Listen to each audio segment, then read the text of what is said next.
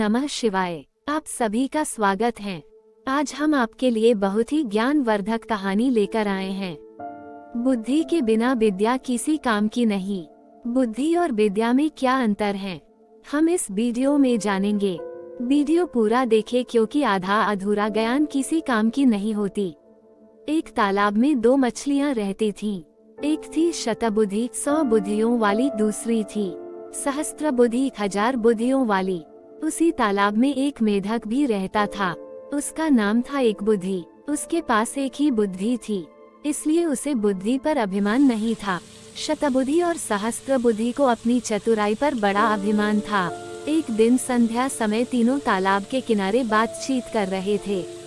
उसी समय उन्होंने देखा कि कुछ मछुआरे हाथों में जाल लेकर वहां आए। उनके जाल में बहुत सी मछलियां फंसकर तड़प रही थीं। तालाब के किनारे आकर मछुआरे आपस में बात करने लगे।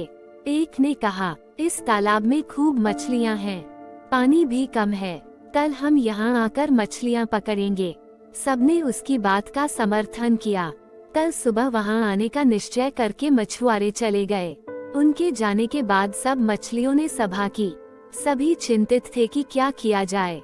सबकी चिंता का उपहास करते हुए सहस्त्रबुद्धि ने कहा, डरो मत, दुनिया में सभी दुर्जनों के मन की बात पूरी होने लगे तो संसार में किसी का रहना कठिन हो जाए। सांपों और दुष्टों के अभिप्राय कभी पूरे नहीं होते, इसलिए संसार बना हुआ है। किसी के कथन मात्र से डरना कापुरुषों का काम है। प्रथम तो वह यहाँ आएंगे ही नहीं। यदि अभी गए तो मैं अपनी बुद्धि के प्रभाव से सबकी रक्षा कर लूंगी। शतबुद्धि ने भी उसका समर्थन करते हुए कहा, बुद्धिमान के लिए संसार में सब कुछ संभव है। जहाँ वायु और प्रकाश की भी गति नहीं होती, वहाँ बुद्धिमानों की बुद्धि पहुँच जाती है। किसी के कथन मात्र से हम अपने पूर्वजों की भूमि को नहीं छोड़ सकते। अपनी जन्मभूमि में जो सुख होता है वह स्वर्ग में भी नहीं होता। भगवान ने हमें बुद्धि दी है, भय से भागने के लिए नहीं, बल्कि भय का युक्तिपूर्वक सामना करने के लिए।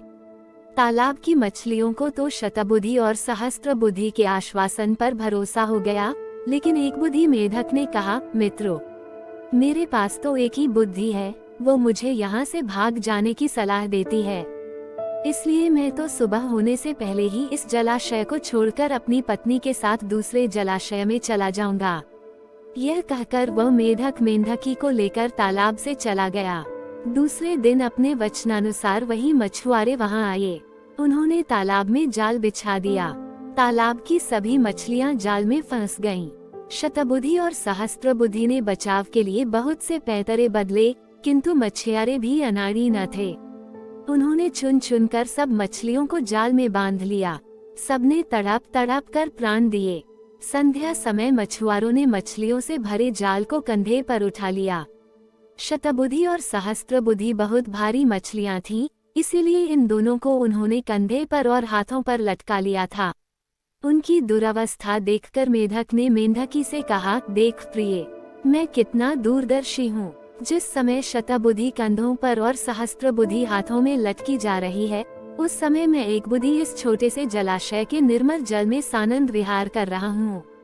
इसलिए मैं कहता हूँ कि विद्या से बुद्धि का स्थान ऊंचा है, और बुद्धि में भी सहस्त्र बुद्धि की अपेक्षा एक बुद्धि होना अधिक व्यावहारिक है। कहानी की सीख, विद्या से बुद्धि का स्थान ऊंचा है, और बुद्धि में भी सहस्त्र बुद्धि की अपेक्षा एक बुद्धि होना अधिक व्यावहारिक है।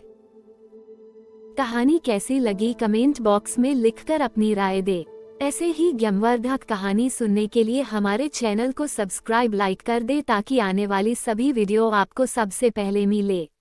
धन्यवाद। ओम नमः शिवाय।